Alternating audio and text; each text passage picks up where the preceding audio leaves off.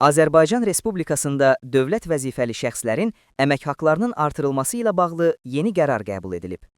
Qərara əsasən, Milli Məclisin sədri Sahibə Qafarovanın aylıq vəzifə maaşı 3550 manatdan 17000 manata yüksəldilib. Eyni zamanda, Milli Məclisin rəhbər heyəti və deputatlarının əmək haqlarında da ciddi artım edilib. Belə ki, Milli Məclis sədrinin birinci müavininin aylıq maaşı 16000 manat, sədr müavininin maaşı isə 15000 manat müəyyən olunub.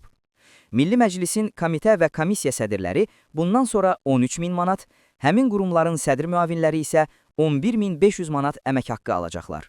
Deputatların aylıq vəzifə maaşı isə 9000 manat təşkil edəcək.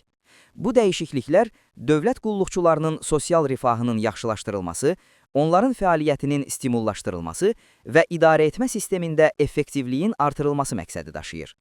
Qərarın Azərbaycan Respublikasında dövlət büdcəsi çərçivəsində vəzifə maaşlarının tənzimlənməsi ilə bağlı qəbul edilmiş normativ hüquqi aktlara uyğun olaraq həyata keçirildiyi bildirilir.